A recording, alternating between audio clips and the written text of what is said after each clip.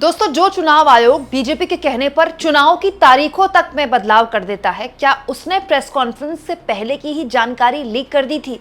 अब ये सवाल सोशल मीडिया में खड़े होने लगे हैं क्योंकि आज अचानक सुबह खबर आई कि चुनाव आयोग की बड़ी प्रेस कॉन्फ्रेंस दिल्ली में होनी है। दोस्तों, कल मुख्य चुनाव आयुक्त ज्ञानेश कुमार ने बिहार में प्रेस कॉन्फ्रेंस की थी। आप जानते हैं ज्ञानेश कुमार 2 दिन से बिहार में थे। वहां वो लगातार राजनीतिक दलों से बात कर रहे थे, अधिकारियों से बात कर रहे थे। कल उन्होंने प्रेस कॉन्फ्रेंस की और तभी साफ हो गया था कि आने वाले हफ्ते में कभी भी बिहार में चुनाव की तारीखों का ऐलान हो जाएगा। और आज ऐसा माना जा रहा है कि शाम 4 बजे के बाद कभी भी बिहार में चुनाव की तारीखों का ऐलान प्रेस कॉन्फ्रेंस में मुख्य चुनाव आयुक्त कर देंगे। लेकिन उससे पहले ही एक खेल हो गया है दोस्तों ये खेल साफ तौर पर सवाल खड़े करता है कि इस मैच को पहले ही फिक्स माना जाए क्या। दोस्तों, आज शाम को 4 बजे ज्ञानेश कुमार बिहार में तारीखों का ऐलान करने वाले हैं। जैसे ही तारीखों का ऐलान होगा वैसे ही आचार संहिता लग जाएगी। आप जानते हैं दोस्तों, आचार संहिता जब लग जाती है तो राज्य की सरकार बड़े स्तर पर कोई नए ऐलान नहीं कर सकती। लेकिन उससे पहले ही आप देखिए कितने बड़े लेवल पर यहाँ पर सीधा खेल हो रहा है। क्या आप जानते हैं कि शाम को 4 बजे चुनाव आयोग की प्रेस कॉन्फ्रेंस हो, उससे पहले ही आज मुख्यमंत्री नीतीश कुमार को अचानक से, जी हां, अचानक से राज्य की महिलाओं की याद आ गई है और फिर से 21 लाख महिलाओं को 10,000 रुपए जो लगातार सरकार दे रही है और दिए जाएंगे। यहां पर गौर फरमाइए, सबसे पहले दोस्तों 75 लाख महिलाओं के खातों में 10,000 रुपए डाले गए और यह काम प्रधानमंत्री मोदी ने दिल्ली से किया था, ठीक है, बाकायदा वीडियो कॉन्फ्रेंसिंग से। दोस्तों, उसके बाद 25 लाख महिलाओं को मुख्यमंत्री नीतीश कुमार ने 10,000 रुपए दिए, यानी सीधा सीधा 1 करोड़ महिलाओं के खातों में बिहार में 10,000 रुपए आ चुके हैं सरकार द्वारा। अब आज सुबह 21 लाख महिलाओं को और दिए जा रहे हैं 10,000 रुपए, मतलब 1 करोड़ 21 लाख महिला मतदाताओं के खातों में आपने 10,000 रुपए डाल दिए हैं उस राज्य में जहां गरीबी, मतलब गरीबी के मापदंड हो या फिर रोजगार के मापदंड हो, सबसे पिछड़े, आर्थिक तौर पर सबसे पिछड़े राज्यों में से है बिहार। और तो और दोस्तों, यहाँ पर आज पटना में मेट्रो का भी जो है उसको हरी झंडी दिखाई जा रही है आज ही। मतलब गजब का संयोग है। आज शाम को 4 बजे चुनाव की तारीखों का ऐलान होने वाला है और सुबह नीतीश कुमार को ये सारे काम करने हैं। अब आप मुझे एक बात बताइए दोस्तों, इस चुनाव में लेवल प्लेइंग फील्ड कहां रह गया है? जिस चुनाव में सीधा सीधा 1 करोड़ 21 लाख महिलाओं को आप 10,000 रुपए दे चुके हैं। केवल महिलाओं को तो गए नहीं, वो किसी महिला के खाते में 10,000 रुपए गए, मतलब वो पूरे परिवार को गए। ये उस राज्य में हो रहा है जहां महीने की आमदनी भी मोस्टली परिवारों की 10,000 नहीं है। उनके लिए 10,000 मतलब बहुत बड़ी बात है दोस्तों, बहुत बड़ी बात है दोस्तों। और ये तब आप कब कर रहे हैं? जब शाम को चुनाव की तारीखों का ऐलान होना है। मत भूलिए दोस्तों, ये वही चुनाव आयोग है जिसने लंबी चौड़ी प्रेस कॉन्फ्रेंस करके पूर्व मुख्य चुनाव आयुक्त राजीव कुमार ने हरियाणा में आखिरकार चुनाव की तारीखों का ऐलान किया और उसके बाद तारीखों का ऐलान हो गया, पूरी प्रेस कॉन्फ्रेंस हो गई, 6-7 शेरो शायरी पढ़ दी राजीव कुमार ने और बता दिया कि चुनाव आयोग ने क्या गजब की तैयारी करी है हरियाणा के लिए। फिर अचानक से बीजेपी को याद आया कि अरे, चुनाव जिस दिन तारीखों का ऐलान हुआ है उस दिन तो छुट्टी वगैरह का पड़ रहा है और छुट्टी पड़ रही है तो लोग गंगा स्नान के लिए चले जाएंगे, फेस्टिवल पड़ रहा है, त्योहार पड़ रहा है, तो ये तो बड़ी दिक्कत हो जाएगी। बीजेपी ने चुनाव आयोग से कहा नहीं, आप तारीखें बदलिए, और चुनाव आयोग ने उसके बाद तारीख बदल दी। मतलब चुनाव आयोग ने 1.5 घंटा प्रेस कॉन्फ्रेंस करके बताया कि कितनी तैयारी करके उसने तारीखों का ऐलान किया और उसको ऐसे बदल दिया। क्यों? क्योंकि बीजेपी ने कहा था।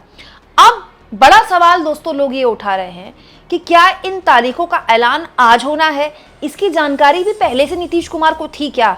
और नहीं थी तो फिर ये कैसे हो गया कि उससे पहले आपकी 75 लाख की किश्त आई, 75 लाख महिला मतदाताओं के खाते में आपने 10,000 डाले, उसके बाद 25 लाख, 1 करोड़ हो गए और अब आप 21 लाख और डाल रहे हैं। मतलब आप सोचिए कि 1 करोड़ 21 लाख मतदाताओं को आप एक तरह से 10,000 रुपए देकर न केवल अपना वोट बैंक मजबूत कर चुके हैं, बल्कि प्रधानमंत्री नरेंद्र मोदी ने अचानक से चुनाव से पहले उनको याद आया दोस्तों कि बेरोजगारों को हर महीने 1,000 रुपए दिए जाएंगे। ये कार्यक्रम मोदी जी ने दिल्ली से ही इसको हरी झंडी दिखाई थी दोस्तों। बेरोजगार नौजवानों को बड़ा तोहफा बताया गया था इसमें। मुख्यमंत्री स्वयं सहायता भत्ता योजना, बिहार में इसका शुभारंभ हो गया। 2 साल तक 1,000 हर महीने भत्ता दिया जाएगा। उस राज्य में जहां पर 2020 के पिछले विधानसभा चुनाव में बीजेपी ने वादा किया था कि वो सत्ता में आएगी तो 19 लाख लोगों को रोजगार देगी। तो बीजेपी तो पहले ये बताया कि 19 लाख लोगों को रोजगार मिला कि नहीं मिला। क्यों? क्योंकि तेजस्वी यादव ने पिछले चुनाव में रोजगार को बड़ा मुद्दा बना दिया था। और नहीं मिला तो क्या उसको यहाँ कंपनसेट करने के लिए 1000 रुपए दिया जा रहा है बेरोजगारों को? दूसरा बड़ा सवाल दोस्तों, अब प्रधानमंत्री मोदी पूर्णिया में रैली करके बोल चुके हैं कि बिहार में अगले 5 साल में 1 करोड़ लोगों को रोजगार देंगे। हाउ? कैसे पॉसिबल है ये? बिहार में तो 1 करोड़ नौकरियां ही नहीं है, तो कैसे कोई आसमान से टपकेंगी नौकरियों की बारिश होने वाली है क्या? बड़ा सवाल यह है दोस्तों कि ये सब कुछ जो हो रहा है, खुलेआम पैसा बांटा जा रहा है।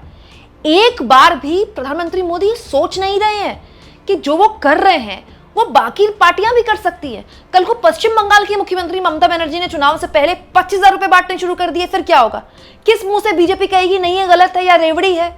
खुद मोदी कुछ साल पहले तक इसको रेवड़ियों का नाम देते थे और खुद मोदी ये सब करवा रहे हैं। क्या उनको पता नहीं है कि बिहार के लोगों से उन्होंने क्या वादा किया था? वादा रोजगार का था, 1000 रुपए रहे हैं। अब अजीब बात देखिए दोस्तों, कल ज्ञानेश कुमार ने पटना में प्रेस कॉन्फ्रेंस की। घुसपैठिए के मुद्दे पर उनसे सवाल पूछा गया। रिपोर्टर्स ने पूछा कि भाई यहाँ घुसपैठिए बहुत बड़ा मुद्दा है, लोग कह रहे हैं कि यहाँ बहुत विदेशी आ गए हैं, तो आप हमको बताइए आपको SIR में कितने विदेशी मिले? नमस्ते, मेरा नाम पुष्यमित्र है, मैं इंडिया टुडे से हूँ। मैं ये जानने में मतलब मेरी रुचि रही जब फाइनल ड्राफ्ट रोल आ गया कि क्या बिहार में SIR के बाद कुछ विदेशी नागरिक ऐसे मिले जिन्होंने अपना वोटर ID बना रखा था, लेकिन मुझे ये जानकारी किसी भी प्रेस रिलीज में नहीं मिली, पूछने पर भी नहीं मिली। क्या कुछ विदेशी नागरिक मिले हैं? क्योंकि ये बड़ा मुद्दा बिहार के चुनाव में बनता नजर आ रहा है। खास तौर पर बड़े नेता आके यहाँ कहते हैं कि घुसपैठियों को हटाने के लिए SIR किया गया है। तो 2 सवाल हैं, क्या घुसपैठियों को हटाने के लिए SIR हुआ था और क्या घुसपैठिए मिले? Thank you. इधर दीजिए। ब्रजकिशोर दुबे, दैनिक भास्कर से। सर, हमारा ये 2 पॉइंट पर सवाल है कि SIR के दौरान विदेशी मतदाता कितने मिले बिहार में? दोस्तों, चुनाव आयोग का इसमें कोई जवाब नहीं था। रिपोर्टर्स ज्ञानेश कुमार से पूछ रहे थे कि बताइए कितने विदेशी मिले। ज्ञानेश कुमार ने इस मामले में कोई जवाब नहीं दिया है। कहीं ऐसा तो नहीं कि खुद चुनाव आयोग के SIR में कोई विदेशी नहीं मिला, घुसपैठिए का मुद्दा हवा हो गया और बीजेपी के बाद समझ में आ गई कि घुसपैठिए के मुद्दे पर वोट मिलना नहीं है, इसीलिए खुलेआम पैसे बांटे जा रहे हैं और बांटे ही जा रहे हैं। अगर तो क्या बीजेपी इसको अपना फेलियर मानेगी? 20 साल से जिस राज्य में आपकी सरकार है, वहां अगर आपको चुनाव से पहले 1 करोड़ 21 लाख लोगों को 10-10 हजार रुपए देने पड़ रहे हैं, बिना ये सोचे कि चुनाव के बाद आप कैसे ये पूरा करेंगे, कितना आपका राजकोषीय घाटा बढ़ जाएगा। सरकार के पैसे क्या पेड़ पे लगते हैं? मामा के घर से आते हैं क्या पैसे? ये आपके मेरे टैक्स पेयर का पैसा है दोस्तों। जो बच्चों के मिड डे मील में लगना था, जो पुल में लगना था, जो स्कूल में लगना था, उस पैसे का एक पार्टी चुनाव जीतने के लिए खुलेआम इस्तेमाल कर रही है और इसको मास्टर स्ट्रोक का नाम दिया जा रहा है। और ये सब कुछ तब हो रहा है जब शाम को चुनाव आयोग ने प्रेस कॉन्फ्रेंस करनी है, सुबह तक ये सब कुछ हो रहा है। आप इस मुद्दे पर क्या सोचते हैं? कमेंट बॉक्स में जरूर लिखें और जितना हो सके चैनल को शेयर करें, सब्सक्राइब करें और थैंक्स और ज्वाइन के ऑप्शन से अगर आप चाहें तो कुछ आर्थिक मदद भी करें दोस्तों। और इसके साथ साथ मेरी आप लोगों से गुजारिश होती है, सोशल मीडिया का भी भरपूर इस्तेमाल करें। कोई भी वीडियो अगर आपको मेरी पसंद आए दोस्तों, तो अपने इंस्टाग्राम में, अपने सोशल मीडिया X पे, व्हाट्सएप पे, फेसबुक पे उस वीडियो को अपने लेवल पर अपने सोशल मीडिया हैंडल्स में शेयर करें। इसके जरिए हम अपनी आज़ाद पत्रकारिता को अपने स्तर पर आगे बढ़ा सकते हैं और लोगों तक सही और तार्किक जानकारियां रख सकते हैं।